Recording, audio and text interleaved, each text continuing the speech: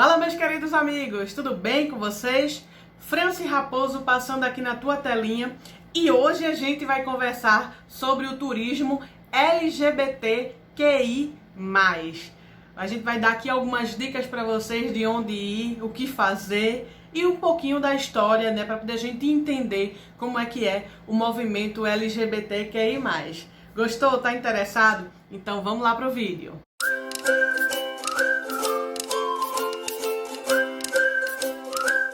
E aí a gente tá aqui num domingo de sol, depois daquele pratinho massa de cuscuz gostoso que todo nordestino adora. E a gente vai conversar hoje sobre a história, entender um pouquinho mais sobre essa segmentação que o turismo tem, que é o turismo LGBTQI+. Vamos entender um pouco mais sobre isso. Para iniciar aqui o nosso papo, a gente tem uma pergunta-chave para poder fazer aqui para você. Já parou para pensar o que é o turismo LGBTQI+? Por que existe essa sigla? Qual a diferença entre o turismo feito por pessoas héteros e o turismo feito por pessoas homossexuais? Vamos refletir um pouco sobre isso. No início da década de 90, ficou muito popular uma sigla, GLS, que era referente a gays, lésbicas e simpatizantes. Ou seja, pessoas que simpatizassem com essa causa estão inseridas nessa sigla. Mas ao longo do tempo, essa sigla ela veio sofrendo algumas alterações. Sofrendo não, vamos mudar essa palavra. Veio tendo outras alterações, porque outras pessoas, outros gêneros foram surgindo e a gente entende aqui a sexualidade como algo muito amplo e em constantes mudanças. Então essa sigla ela vai tendo aí algumas alterações ao longo dos anos. Hoje a gente entende como LGBTQI+. A gente tá colocando aqui a lista para poder você entender. O L é referente a lésbicas, o G para gays, o B para bissexuais, o T para transgêneros, o Q para queens, o I para intersexuais e o mais para todos aqueles que se abrangem dentro dessa nomenclatura e que às vezes não está nessa mesma nomenclatura, mas que está tudo junto e que simpatiza também com a causa, de alguma forma. Então, por isso que a gente tem essa sigla LGBTQI+. E aí a gente entende como turismo essa segmentação tão nichada. Por que a gente vai citar aqui o turismo LGBT? Olha só. Qual é a diferença entre o turismo LGBT e o turismo praticado por héteros? Bom, basicamente, se a gente for olhar, se a gente for analisar, é a mesma coisa. Se a pessoa vai para um determinado lugar, independe da sua orientação sexual, se ela é gay, se ela é lésbica ou se ela é heterossexual, ou qualquer uma das denominações que a gente entende aqui de gênero. Independe. Um lugar ele não é especificamente tido como um destino para tal coisa ou para outra não. Então isso é muito aberto. Agora é bem verdade que existem as motivações que as pessoas têm para poder ir para tal destino. Por exemplo, vamos pegar aqui a Parada da Diversidade de São Paulo.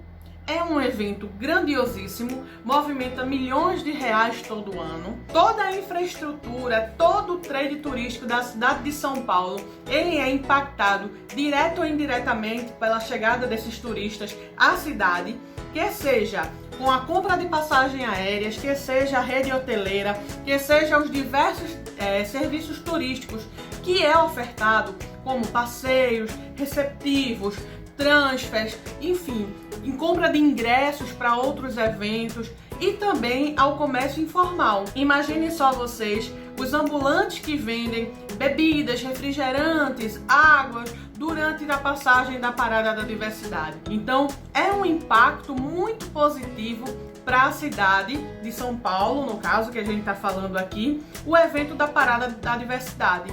E imagine quantos simpatizantes, quanto o público LGBT vem para cá de outros países ou até mesmo do turismo interno para poder viver, né, estar brincando, participando, fazendo também a sua fala política na Parada da Diversidade de São Paulo.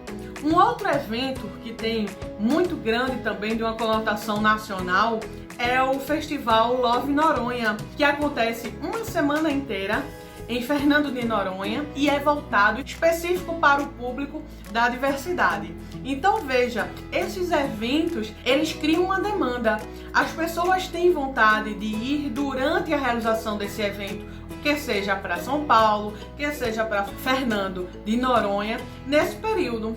Fora esse período, existe ainda a demanda do público LGBT para ir para São Paulo, Franci?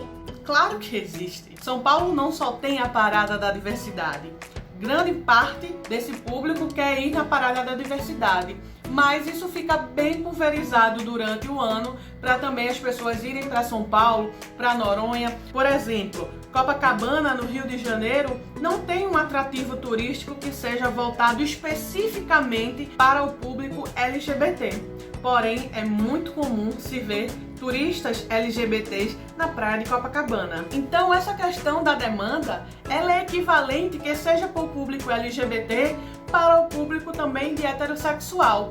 Afinal de contas, existem as micaretas, os carnavais e as pessoas viajam muitas vezes com essa motivação de ir para esses festejos. Afinal de contas, o turismo é o mesmo para LGBT ou heterossexual, que seja aqui em Olinda, em Morro de São Paulo, em Salvador, que seja em Bogotá, que seja na China, que seja em qualquer lugar. O turismo ele está aberto, independente que seja a orientação sexual do seu viajante. Quando a gente fala do turismo LGBT, vamos trazer aqui a reflexão de quem são essas pessoas. Quem é o perfil, né? Como é que a gente pode entender quem é essa pessoa? É um público que tende a consumir 30% a mais do que o público heterossexual. É um público muito mais refinado, é um público mais culto, tende a investir em cultura. Na sua maioria não tem filhos, então tem essa flexibilidade maior para poder viajar, então tende a investir mais em consumos mais refinados para o seu momento de lazer, o seu momento em que viaja. Bom, aqui em Recife, Pernambuco, no ano de 2009, o Recife Convention Visitors Bureau criou um selo. Esse selo era o selo Gay Friendly. Recife recebe você. Era um selo que existia uma formação entre todo o trade turístico para poder bem receber o turista. Pense você aqui, o turista ele chega lá no guichê da recepção do hotel, o recepcionista, né, a pessoa que vai estar lá na frente fazendo essa chegada, quando dizia assim, é um quarto para 2 pessoas? Sim, é um quarto para 2 pessoas. E vai ser cama de solteiro, não é isso? Não, cama de casal. Como assim?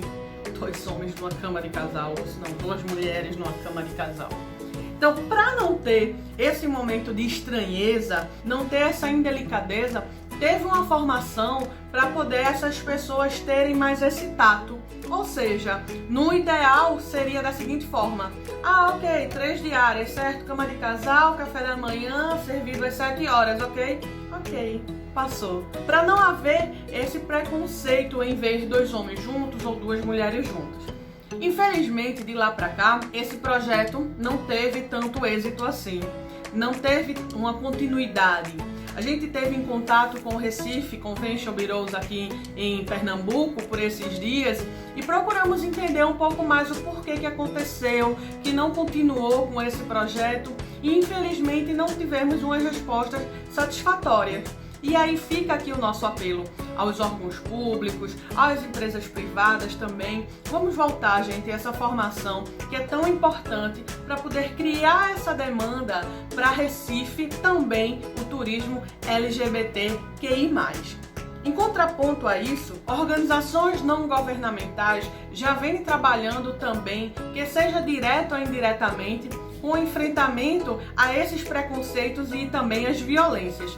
Uma delas é o coletivo Mulher Vida, que fica na cidade de Olinda e que, junto com toda a sua equipe de trabalho, vem desenvolvendo ao longo dos anos alguns projetos que trabalham justamente essas questões de preconceitos, que seja para mulheres, que sejam também para homossexuais de modo geral. Um desses projetos trabalhava diretamente, de forma enfática, no turismo sexual. Ou seja, é muito comum, infelizmente, isso é uma mancha na nossa reputação de turismo aqui no Nordeste, É muito comum ainda se encontrar determinados telefones nas recepções de hotéis de pequeno porte aqui no Nordeste para ter contato com algumas meninas para fazer programa. Isso é o turismo sexual. É uma prática que aqui a gente não aprova. Não vamos nunca incentivar esse tipo de conduta, porque ele vai completamente fora ao que a gente entende por turismo legal. Então o Coletivo Mulher Vida já vem há anos nessa pegada, nesse enfrentamento, para que não haja esse desenvolvimento do turismo sexual, que seja aqui na cidade de Olinda, de Recife, e também no incentivo para que no Nordeste não haja essa prática. Então fica essa reflexão aqui. Será que turismo sexual tem a ver com o turismo que a gente pratica no nosso dia a dia? E a nossa resposta é enfática. Não, não tem nada a ver. Turismo sexual é crime. E se você se hospedar em qualquer lugar e você perceba que existe algum tipo de incentivo a isso, um telefone, algum contato na recepção que indique, você pode denunciar esse meio de hospedagem, pois ele está contra a prática do turismo legal, ok? Se liga aí nessa dica. A gente vai abrir aqui um parênteses para poder também falar o seguinte, não é apenas, infelizmente, exclusividade do público LGBTQI+, sofrer humilhações e sofrer algum tipo de constrangimento, né, em situações de viagem. Infelizmente a gente vê também pessoas negras ou não brancas, pessoas com algum tipo de deficiência, né, que passam vários tipos de perrengues em situações de viagem. Imagine você também os cadeirantes, as pessoas que têm dificuldades de locomoção e também mulheres que viajam só. É um grande problema, não é, gente? Imagine você que para determinados lugares é extremamente perigoso uma mulher viajar só. Estar desacompanhada de um homem, às vezes é um insulto. Então veja quão delicado é essas questões que a gente precisa colocar dentro do nosso planejamento, que em vídeos anteriores, e que eu vou deixar linkadinho aqui para você no card, a gente fala sobre planejamentos em viagens. Bom, são vários assuntos. Cada um poderia dar aqui detalhamentos vários para outros vídeos, mas se for interessante para você, coloca aqui no comentário. França, eu quero entender um pouquinho mais sobre o turismo para mulheres viajando só, para o turismo sobre acessibilidade, para as questões também raciais e as questões de gênero. Porque veja, se a gente for falar aqui sobre tudo que envolve, tudo que engloba a questão do turismo LGBTQI+, essa segmentação específica daria verdadeiro filme, porque são muitas coisas, muitas informações que a gente pode trazer para vocês. Então, se ficou interessante para você, se foi relevante esse vídeo, deixa aqui no comentário. Franci, eu quero a parte 2 desse vídeo, e aí a gente vai ter o maior prazer em gravar para você. E aí a gente vai finalizando aqui, contando para você o seguinte: sabe esses pequenos acessórios, esses enfeites, roupas, chapéus, todas essas informações com a temática LGBTQI+, aqui em Pernambuco, em Recife especificamente, você encontra na loja Freelove, um super parceiro aqui do canal, Franci Raposo, situado lá na Rua do Riachuelo, bem ali no centro do Recife. Freelove. Entra no Instagram da loja Freelove Recife e você vai ver vários acessórios massa para você ter acesso a todos esses produtos que só a Freelove Recife tem para você. Gostou? Então curte esse vídeo, se inscreve no canal e ativa as notificações, badalando esse sininho, meu filho. Tenha vergonha não. Chegue mais, chegue junto. Eu, você, todo domingo, aqui juntinho, isso super combina. Forte abraço pra você. Fica com Deus. Tchau!